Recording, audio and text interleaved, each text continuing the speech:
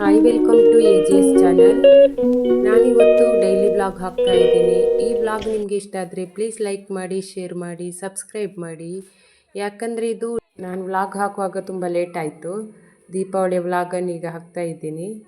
Please like ಮಾಡಿ ಇಷ್ಟ ಆದರೆ. ಮತ್ತು ವಿಡಿಯೋವನ್ನು ಎಲ್ಲಿಯೂ ಸ್ಕಿಪ್ ಮಾಡಬೇಡಿ. ಸ್ಕಿಪ್ ಮಾಡಿದರೆ ಏನೂ ಪ್ರಯೋಜನ ಇಲ್ಲ. ಪ್ಲೀಸ್ ಸ್ಕಿಪ್ ಮಾಡಲಿಕ್ಕೆ ಹೋಗಬೇಡಿ.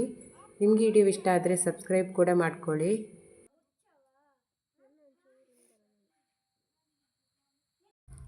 ನಾವೇ ಇವಾಗ ಹೊರಟು ನಿಂತಿದ್ವಿ ಊರಿಗೆ ಹೋಗುವ ಅಂತ. ಊರಿಗೆ ಹೋಗೋದೇ 5 ತಿಂಗಳಾಯಿತು. ನನ್ನ ಅಮ್ಮ ಬಂದು 5 ತಿಂಗಳಾಯಿತು. ಹಾಗಾಗಿ ಊರಿಗೆ ಹೋಗುವ ಅಂತ ಹೊರಟು ನಿಂತಿದ್ವಿ. ಆಟೋಕ್ಕೆ ಕಾಯ್ತಾ ಇದ್ವಿ. ರೈಲ್ವೆ ಸ್ಟೇಷನ್ಗೆ ಹೋಗಬೇಕು ಮೆಜೆಸ್ಟಿಕ್ಕಲ್ಲಿ. ಅಂದರೆ ಮೆಜೆಸ್ಟಿಕ್ಕಿಗೆ ಹೋಗ್ಬೇಕಂದ್ರೆ ನಮಗೆ ಇಲ್ಲಿಂದ 1 ಗಂಟೆ ಜರ್ನಿ. ಆದರೆ ಸಂಜೆ ಹೊತ್ತು ಹೋಗುವಾಗ 2 ಗಂಟೆ ಜರ್ನಿ ಆಗುತ್ತೆ. ಯಾಕಂದರೆ ಅಲ್ಲಿ ಟ್ರಾಫಿಕ್ ತುಂಬ ಸಿಗುತ್ತೆ. ಅಲ್ಲಿ ಹೋಗುವಾಗ ಟ್ರಾಫಿಕ್ ಸಿಗುತ್ತೆ.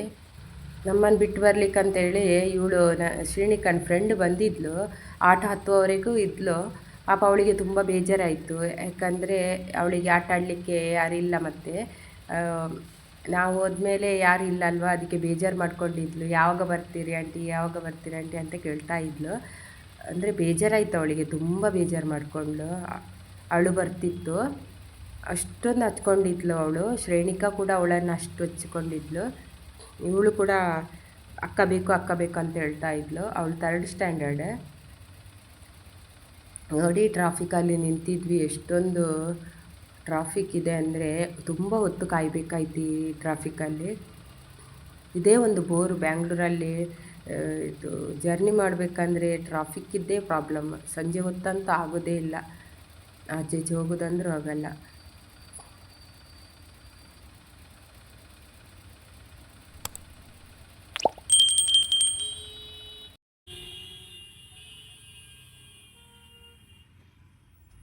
ಇದು 6 ಗಂಟೆ ಹೊತ್ತಿಗೆ ತೆಗೆದಿರೋದು. ಅಂದರೆ ಆವಾಗಲೇ 6 ಗಂಟೆಗೇ ಈಗ ಕತ್ತಲಾಗುತ್ತೆ.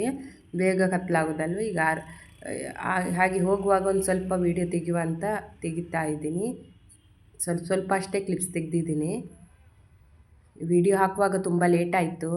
ಸಾರಿ. ಎಡಿಟ್ ಮಾಡಲಿಕ್ಕೂ ಟೈಮ್ ಸಿಗಲ್ಲ. ಒಂದು ವಿಡಿಯೋ ಎಡಿಟ್ ಮಾಡಬೇಕಂದ್ರೆ 3-4 ದಿನ ಬೇಕಾಗುತ್ತೆ ನನಗೆ. ವಾಯ್ಸ್ ಓವರ್ ಕೊಡಬೇಕಂದ್ರೆ ತುಂಬ ಹೊತ್ತು ಬೇಕಾಗುತ್ತೆ. ನನ್ನ ಅಮ್ಮ ಈ ಸೈಡ್ ಕೂತಿದ್ದಾರೆ. ಅಮ್ಮನಿಗೆ ಊರಿಗೆ ಹೋಗೋದಂದರೆ ತುಂಬ ಖುಷಿ. ಯಾಕಂದರೆ ತುಂಬ ತಿಂಗಳಾಯ್ತಲ್ಲ ಬಂದು. ಹಾಗಾಗಿ ಊರಿಗೆ ಹೋಗುವ ಅಂತ ಹೇಳ್ತಾ ಇದ್ದರು. ನಾವು ಕೂಡ ಇರಲಿ ಸ್ವಲ್ಪ ದಿನ ಅಂತೇಳಿ ಕೂರಿಸಿದ್ವಿ. ಆದರೆ ದೀಪಾವಳಿ ಹಬ್ಬ ಬಂದರೆ ಹೋಗಲೇಬೇಕಾಗುತ್ತೆ. ಯಾಕಂದರೆ ಪೂಜೆ ಇರುತ್ತೆ ಮನೆಯಲ್ಲಿ. ಹಾಗಾಗಿ ಹೋಗಲೇಬೇಕಾಗುತ್ತೆ. ಅದಕ್ಕೋಸ್ಕರ ನಾವು ಕೂಡ ಹೊರಟಿದ್ವಿ ಜೊತೆಗೆ. ಶ್ರೀನಿಕಾ ಮಲ್ಕೊಂಡಿದ್ಲು.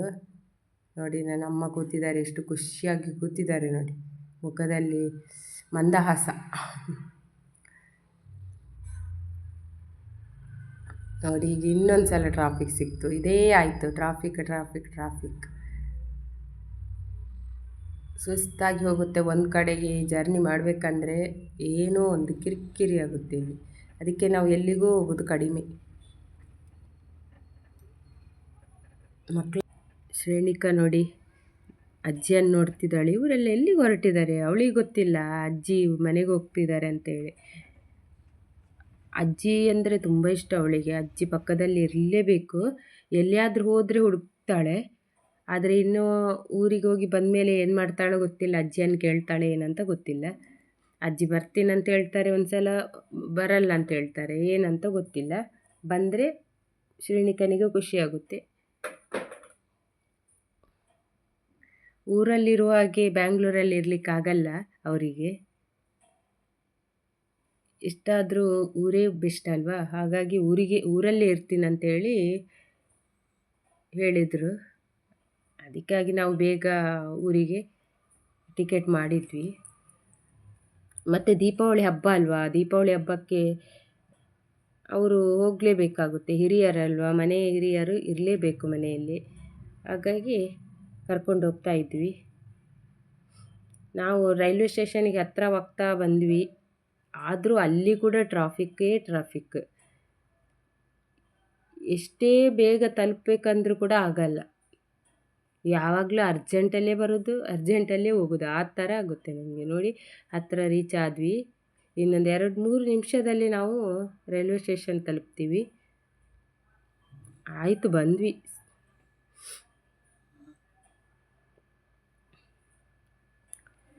ಆಯಿತು, ಆಟೋದಲ್ಲಿ ಇಳಿದು ನಾವು ಇವಾಗ ನಡ್ಕೊಂಡು ಹೋಗ್ತಿದ್ವಿ. ನೋಡಿ ಇವರು ಎಷ್ಟು ಲಗೇಜ್ ಇಟ್ಕೊಂಡಿದ್ದಾರೆ. ನಂದು ಮತ್ತು ನಾನೊಂದು 5-6 ದಿನ ಊರಲ್ಲಿರುವ ಅಂತ ಹೇಳಿ ಲಗೇಜೆಲ್ಲ ಇಟ್ಕೊಂಡಿದ್ದೀನಿ. ಒಂದೇ ಬ್ಯಾಗ್ ಅಷ್ಟೇ, ತುಂಬ ಏನು ಬಟ್ಟೆ ಇಟ್ಕೊಂಡಿಲ್ಲ.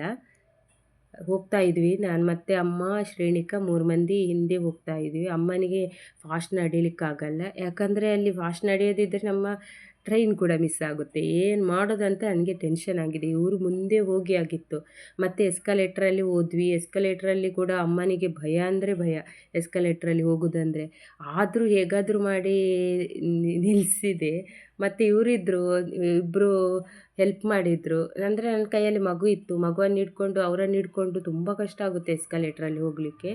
ಧೈರ್ಯ ಇದ್ದರೆ ಆಗುತ್ತೆ. ಅವರು ಏನು ಮಾಡಿದರು, ಭಯ ಪಟ್ಕೊಂಡ್ರು. ಮೇಲೆ ಹೋಗುತ್ತೆ ಅಲ್ವಾ, ಹೇಗೆ ನಿಂತ್ಕೋಬೇಕು ಅಂತ ಅವ್ರಿಗೆ ಗೊತ್ತಿರಲಿಲ್ಲ ಪಾಪ. ಹಾಗೆ ಇಬ್ಬರು ಹಿಡ್ಕೊಂಡ್ರು. ಅದೊಂದು ತುಂಬ ಹೆಲ್ಪ್ ಮಾಡಿದ್ರು ನನಗೆ.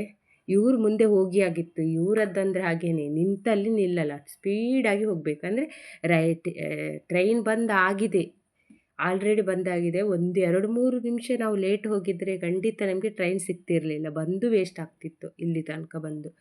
ಹಾಗಾಗಿ ಇವರು ಸ್ಪೀಡಾಗಿ ಹೋದರು. ಹೋಗಿ ಕೂತದ್ದಷ್ಟೇ ಟ್ರೈನ್ ಹೊರಟಾಗಿತ್ತು. ನಮಗೆ ಒಂದು ತುಂಬ ಪ್ರಾಬ್ಲಮ್ ಆದದ್ದು ಟ್ರಾಫಿಕ್. ಬರುವಾಗಲೇ ನಾವು ಬೇಗ ಹೊರಟಿದ್ವಿ, 4:15ಗೆ ಹೋಗುವ ಅಂತ ಹೊರಟಿದ್ವಿ. ಆದರೆ 4:15ಗೆ ಆಟೋ ಬುಕ್ ಮಾಡಿದಾಗ ಆಟೋದವರು ಬರುವಾಗಲೇ ಒಂದು 10 ನಿಮಿಷ ಲೇಟ್ ಆಯಿತು.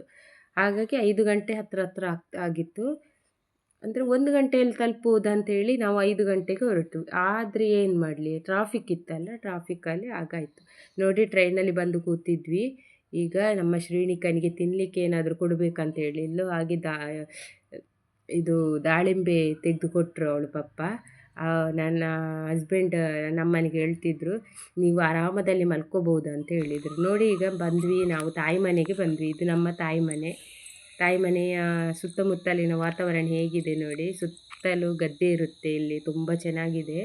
ಸುತ್ತಲೂ ಗದ್ದೆ, ಮೇಲೆ ಕೆಳಗೆ ಮಧ್ಯದಲ್ಲಿ ಮನೆ. ನೋಡಿ ದೀಪಾವಳಿಗೆ ಬಂದಿದ್ವಿ. ದೀಪಾವಳಿಗೆ ರೆಡಿ ಮಾಡ್ತಾ ಇದ್ದಾರೆ. ಇದು ಇವಳು ನನ್ನ ಅಣ್ಣನ ಮಗಳು. ಇವಳು ಮೊದಲು ನಮ್ಮೊಟ್ಟಿಗಿದ್ಲು ಬ್ಯಾಂಗ್ಳೂರಲ್ಲಿ. ಇವಾಗ ಅವಳು ಊರಲ್ಲೇ ಇರೋದು. ಫ್ಯಾಷನ್ ಡಿಸೈನ್ ಮಾಡ್ತಾಳೆ, ವರ್ಕ್ ತುಂಬ ಚೆನ್ನಾಗಿ ಹ್ಯಾಂಡ್ ಎಂಬ್ರಾಯ್ಡರಿ ಎಲ್ಲ ಮಾಡ್ತಾಳೆ ಇವಳು. ಈಗ ನೋಡಿ ಪೇಂಟ್ ಮಾಡ್ತಿದ್ದಾಳೆ. ಎಲ್ಲ ಕ್ಲಿಯರಾಗಿ ಆಗಲಿಲ್ಲ, ಇನ್ನು ಮಾಡ್ತಿದ್ದಾಳೆ. ನೋಡಿ ಮೇಲೆ ಕೊಟ್ಟಿದ್ದಾಳೆ, ವೈಟ್ ಎಲ್ಲ ಕೊಡಬೇಕಿನ್ನು. ಚೆನ್ನಾಗಿ ಮಾಡ್ತಾಳೆ ಪೇಂಟಿಂಗ್ ಎಲ್ಲ, ಎಂಬ್ರಾಯ್ಡರಿ ಕೂಡ ಎಲ್ಲ ಚೆನ್ನಾಗಿ ಮಾಡ್ತಾಳೆ. ಇವಳು ನನ್ನ ಅಕ್ಕನ ಮಗಳು, ಅಲ್ಲಿದ್ದಾಳೆ ಅಲ್ವಾ, ತೋರಣ ಕಟ್ತಿದ್ದಾಳೆ ನೋಡಿ, ಅಕ್ಕನ ಮಗಳು. ನಮ್ಮ ಶ್ರೇಣಿಕ ಏನು ಮಾಡ್ತಿದ್ದಾಳೆ ಅಂದರೆ ಬಕೆಟಲ್ಲಿ ನೀರು ತುಂಬಿಸಿಟ್ಟಿದ್ದಾರೆ, ಅದರಲ್ಲಿ ಆಟ ಆಡ್ತಿದ್ದಾಳೆ. ಊರಿಗೆ ಬಂದರೆ ಅದೇ ಅವಳಿಗೆ, ಎಲ್ಲೆಲ್ಲಿ ಇರುದೆ. ನೋಡಿ ಇವಳು ನನ್ನ ಅಕ್ಕನ ಮಗಳು, ದೊಡ್ಡ ಮಗಳು. ಅವಳು ತೋರಣ ಕಟ್ತಿದ್ದಾಳೆ. ನಮ್ಮ ಶ್ರೇಣಿಕ ಕೂಡ ಈಗ ಬಂದ್ಲು ತೋರಣ ಕಟ್ಟಲಿಕ್ಕೆ ಅಂತೇಳಿ. ತುಳಸಿ ಪೂಜೆ ನಮ್ಮದು. ತೋರಣ ಕಟ್ಟಬೇಕಂತೇಳಿ, ಪೇಂಟ್ ಕೊಡಬೇಕಂತೇಳಿ ಎಲ್ಲನೂ ಮಾಡಬೇಕು ಅವಳಿಗೆ. ನೋಡಿ ಈಗ ಇದು ಕಟ್ತಿದ್ದಾಳೆ, ಅದನ್ನು ಹಾಳು ಮಾಡಲಿಕ್ಕೆ ಹೋಗಿದ್ಲು ಅವಳು, ಹಾಳು ಮಾಡ್ತಿದ್ದಾಳೆ ಆ ರೀತಿ. ಅಂದರೆ ಅವಳಿಗೆ ಏನಾದರೂ ಕೊಡದಿದ್ದರೆ ಅವಳು ಸಿಟ್ಟಲ್ಲಿ ಏನಾದರೂ ನೋಡಿ ಪೇಂಟ್ ಕೊಡ್ತಿದ್ದಾಳೆ. ಅಕ್ಕನಿಗೆ ಹೇಳೋದು ಪೇಂಟ್ ಸರಿಯಾಗಲಿಲ್ಲಂತೆ, ಆ ರೀತಿ ಹೇಳ್ತಿದ್ಲು. ನನ್ನ ಅಣ್ಣನ ಮಗಳು ಅವಳು, 3ನೇ ಅವಳು.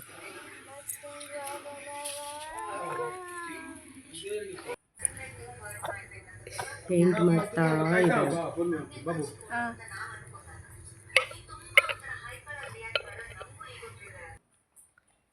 ತುಂಬ ಹಳೆ ಕಾಲದ್ದದು ತುಳಸಿ. ಅಂದರೆ ಮೊದಲಿನ ಒಂದು 20-30 ವರ್ಷ ಆಯ್ತೇನು ತುಳಸಿ ಕಟ್ಟೆಗೆ.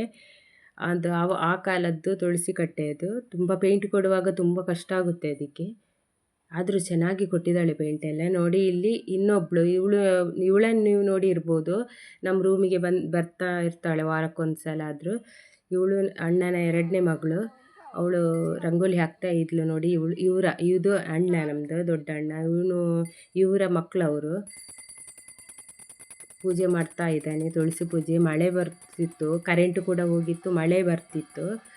ಮಳೆ ಬರುವ ಟೈಮಲ್ಲಿ ನಮ್ಮ ಪೂಜೆ ಸ್ಟಾರ್ಟ್ ಆಯಿತು. ಆದರೆ ಏನು ಒಂದು ಲಕ್ಕಿ, ಮಳೆ ಹೋಯಿತು.